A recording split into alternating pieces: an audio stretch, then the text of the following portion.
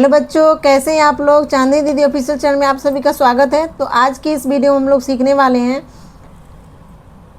कि class 10th का अध्याय 2 के अंतर्गत प्रश्नावली 2.2 का बहुपद चैप्टर हम लोग पढ़ने वाले हैं। ये वन शॉट वीडियो होगा, ठीक है।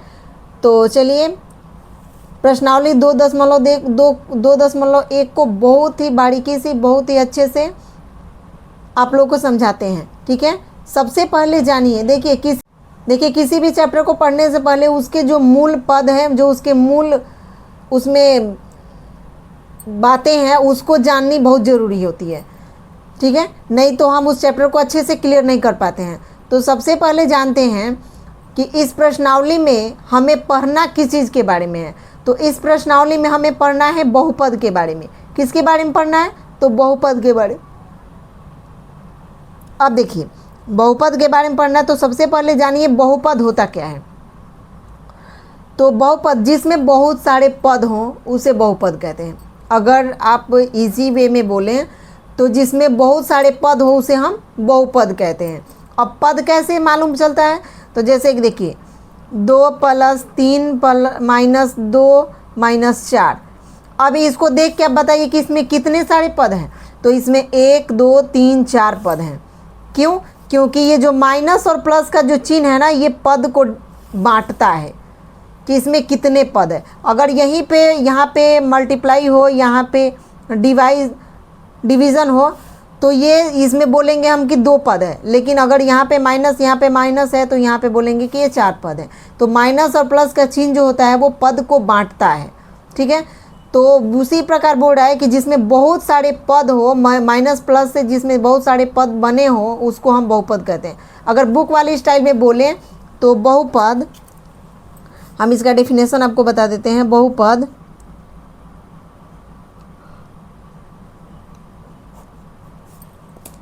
बहुपद होता क्या है? तो जिसमें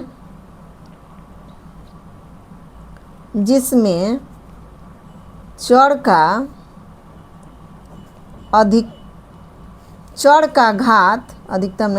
घात एक पूर्ण संख्या हो। जिसमें चर का घात पूर्ण संख्या हो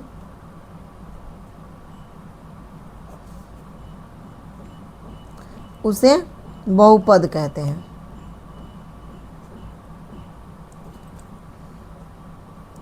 जिसमें चर का घात क्या हो? एक पूर्ण संख्या, उसे बहुपद कहते हैं। अब देखिए, अब जब तक आपको ये पता नहीं चलेगा ये चर क्या है, ये घात क्या है, ये पूर्ण संख्या क्या है, तब तक आप इस बहुपद को क्लियर नहीं कर पाओगे, ठीक है। तो चलिए हम सबसे पहले आपको चर बता देते हैं कि चर क्या होता है।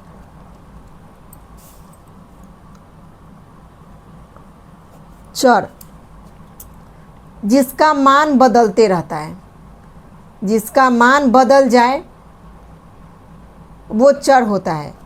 जिसका मान बदल जाए, जिसका मान बदल जाए वो चर है। अब वो संख्या कौन सी है जिसका मान बदलता है? तो x y z। अब देखिए ये जो x का मान है, y का मान है, z का मान है, अगर कहीं भी आपको x दिखे तो आप उसका मान बदल सकते हैं। कभी x का मान 2 आता है, कभी x का मान 3 आता है, किसी बहुपद में x का मान 8 आता है, किसी बहुपद में y का मान 3 आता है, किसी बहुपद में y का मान 5 आता है।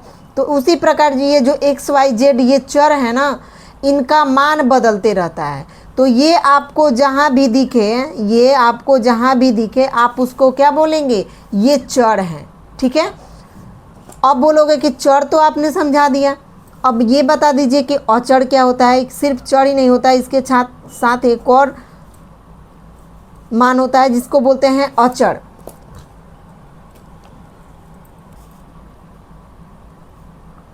जिसका मान नहीं बदले, जिसका मान नहीं बदले वो अचर है। अब ये कौन सी संख्या है भाई जिसका मान ही नहीं बदलता है, वो ऐसे का वैसे ही रहता है? तो वो होता है गिनती की संख्याएं, 1 2 3 4 डॉट डॉट डॉट अनंत तक, यानी जो गिनती की संख्याएं होती हैं उसका मान नहीं बदलता है। ठीक है, अब 4 को हम 4 ही बोलेंगे, 4 को 5 नहीं बोल देंगे। 4 को अगर 5 बोल दीजिएगा तो गलत हो जाएगा। अब ये 4 लिखा, हम इसको बोल देंगे कि नहीं ये 5 है, चाहे इसमें 4 इसमें ये 4 का ये 4 4 है, और इसी 4 को हम दूसरे बहुपद में जाएंगे तो उसको 5 थोड़ी लिख देंगे। वो 4 है तो 4 ही रहेगा, इसका मान कभी नहीं बदलेगा। 3 है तो 3 ही रहेगा, 2 है तो 2 ही रहेगा। ठीक है, तो अब देखिए, तो जिसका मान नहीं बदले वो अचर है। अब चर आप लोगों को समझ में आ गया, अचर आपको समझ में आ गया। ठीक है, इस बहुपद को जानने के लिए आपने 2 बातें सीखी। अब आपको सीखना है घात। ठीक है, तो घात को जानने से पहले जानिए पूर्ण संख्या क्या होती है। तो यहाँ पे हम लिख देते हैं आपको पूर्ण संख्या। पूर्ण संख्या क्या है? तो पूर्ण संख्या 0 से लेकर अनंत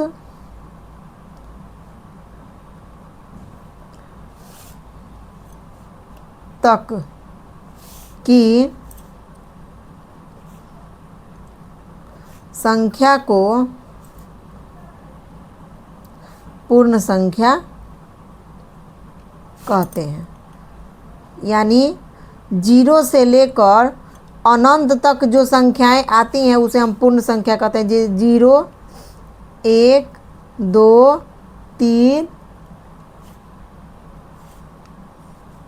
डॉट डॉट डॉट यानी अनंत तक, यानी 0 से लेकर अनंत तक की संख्या को हम पूर्ण संख्या बोलते हैं। ठीक है, अब देखिए, अब आपने चर समझा, अचर समझा और पूर्ण संख्या समझा। अब आप जानिए, पहले यहाँ पे देख लीजिए बहुपद।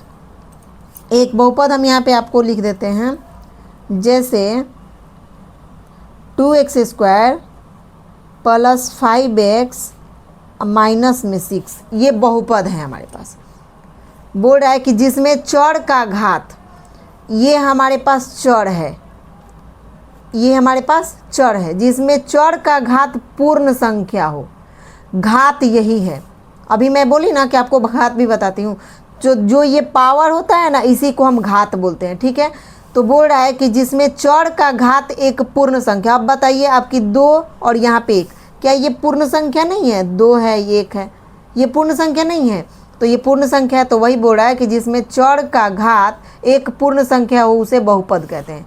तो ये देखिए, अब चर भी आप जान गए कि x भी हो सकता है, y भी हो सकता है, z भी हो सकता है, और इसका मान हमेशा बदलते रहता है। अब ये 2x² x का मान यहाँ पे जो रखना होगा रख देंगे, तो ये इसका मान बदल नहीं जाएगा। तो उसी प्रकार x y z का मान बदलते रहता है। जिसका मान नहीं बदले वो अचर है, जिसका मान नहीं बदले वो अचर है। जैसे 1 2 3 4 5 6 7 अनंत तक इन संख्याओं का मान नहीं बदलता है, तो इसलिए ये अचर है। उसके बाद हमारे पास आता है पूर्ण संख्या। अब बोल रहा है ना कि घात, अधिकतम घात पूर्ण संख्या हो, तो पूर्ण संख्या क्या होता है? तो 0 से लेकर अनंत तक की संख्या को पूर्ण संख्या कहते हैं। तो अब आप बोलोगे कि घात 0 कैसे होगा? तो घात 0 ऐसे होगा, जैसे 2x प्लस 1, इसमें घात क्या है? नहीं सॉरी, इसमें घात 1 है, इसमें घात कुछ नहीं है तो 1 है। ठीक है, अब देखिए 3 बातें तो आप जान गए, घात भी समझ गए, चर भी समझ गए, अचर भी समझ गए, पूर्ण संख्या भी समझ गए। अब देखिए, अब जानिए कि बहुपद होते कितने प्रकार के हैं। बहुपद तो आप जान गए, अब जानिए कि बहुपद कितने प्रकार के होते हैं। तो पहला बहुपद होता है अपना रैखिक बहुपद। रैखिक बहुपद, रैखिक बहुपद कौन सा होता है? तो 2x प्लस 1, यानी जिसमें चर राशि का अधिकतम घात 1 हो, जिसमें चर राशि का अधिकतम घात 1 हो, उसे हम क्या कहते हैं? रैखिक बहुपद कहते हैं। ये भी रैखिक बहुपद है, ये भी रैखिक बहुपद है। जिसमें चर राशि का अधिकतम घात 1 हो उसे हम रैखिक बहुपद कहते हैं। तो रैखिक बहुपद समझ गए आप। उसके बाद आता है अपना द्विघात बहुपद। द्विघात बहुपद, द्विघात बहुपद आता है। तो द्विघात बहुपद जिसमें चर राशि का अधिकतम घात 2 हो, जिसमें चर राशि का अधिकतम घात 2 हो। अब इसको देख के आप बताइए कि इसमें चर राशि का अधिकतम घात, अब देखिए ये मत भूलिएगा, सिर्फ घात मत बोलिएगा, अधिकतम घात बोलिएगा। ऐसे मत बोल दीजिएगा कि जिसमें चर राशि का घात 2 हो, जिसमें चर राशि का घात 2, तो घात तो इसका भी है, तो ऐसे नहीं बोलना है, बोलना है कि जिसमें चर राशि का अधिकतम घात 2 हो। तो देखिए ये अधिकतम है ना, जैसे 1 से अधिक तो 2 ही है, तो जिसमें चर राशि का अधिकतम घात क्या हो, 2 हो, उसे हम द्विघात बहुपद कहते हैं। वैसे ही द्विघात समीकरण भी होता है, वैसे ही रैखिक समीकरण भी होता है। ये दोनों सेम सेम होता है, बस ये इक्वल टू में 0 हो जाता है तो समीकरण बन जाता है। ठीक है, तो ये आप समझ गए द्विघात बहुपद। अब ये मत देखिए, अब यहाँ पे 5y² - 2y प्लस में 1, अब ये कौन सा बहुपद है, तो ये भी द्विघात बहुपद है। क्यों? क्योंकि इसमें चर राशि का अधिकतम घात क्या है, 2 है, और इसमें चर राशि कौन सा है, तो y है। y इसमें चर राशि और इसका अधिकतम घात क्या है, 2 है। तो ठीक है, चलिए आगे बढ़ते हैं। अब जानते हैं, देखिए मूल रूप से 3 घात के बारे में हम जानते हैं, जब चौथी घात के बारे में बात आती है तो उसे हम बहुपद बोल देते हैं। ठीक है, उसके बाद आता है त्रिघात बहुपद। त्रिघात बहुपद, त्रिघात बहुपद। तो त्रिघात बहुपद कौन सा होता है कि जिसमें चर राशि का अधिकतम घात 3 हो, जिसमें चर राशि का अधिकतम घात 3 हो। देखिए अब इसमें भी हम नहीं बोल सकते जिसमें चर राशि का घात 3 हो, तो घात तो 2 भी है, घात 1 भी है, तो ऐसे हम नहीं बोल सकते जिसमें चर राशि का अधिकतम घात 3 हो।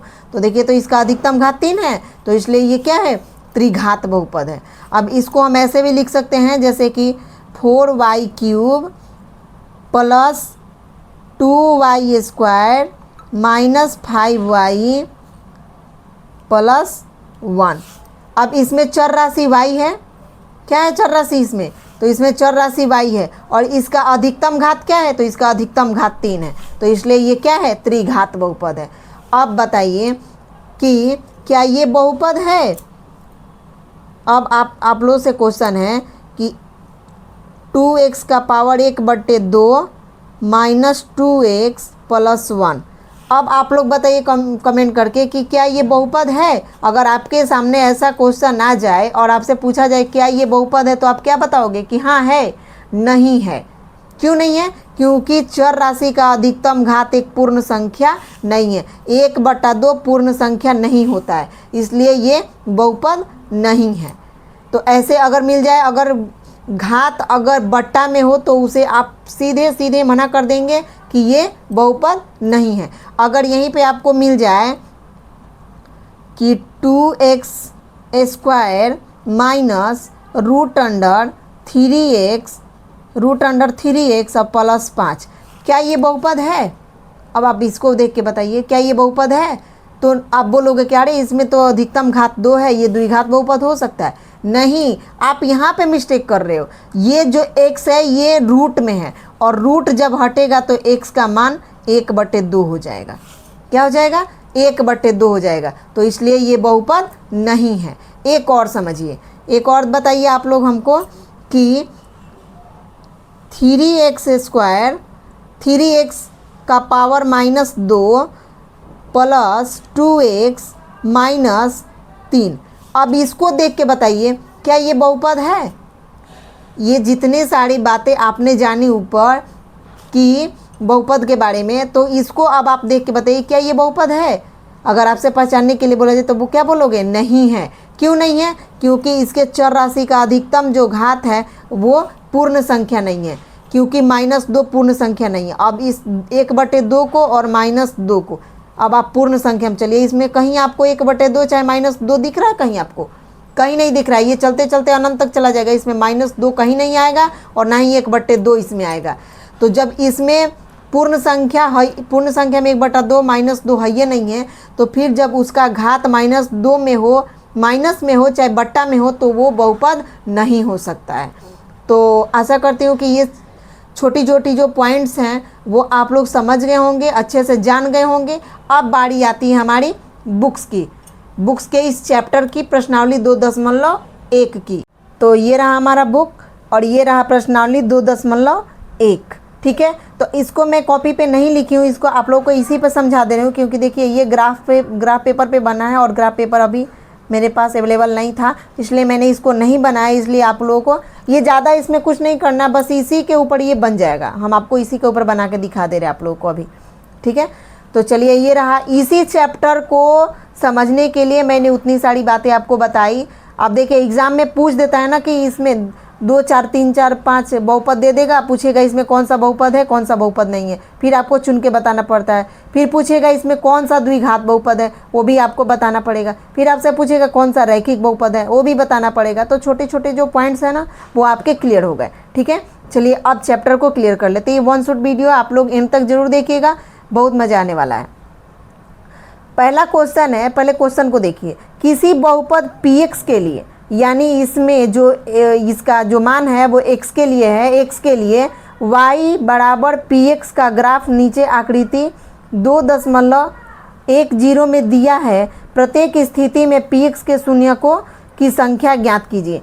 यानी p का मान, px का मतलब जो इसका शून्यांक है वो x में है, तो बोल रहा है कि उसका शून्यकों की संख्या बताइए।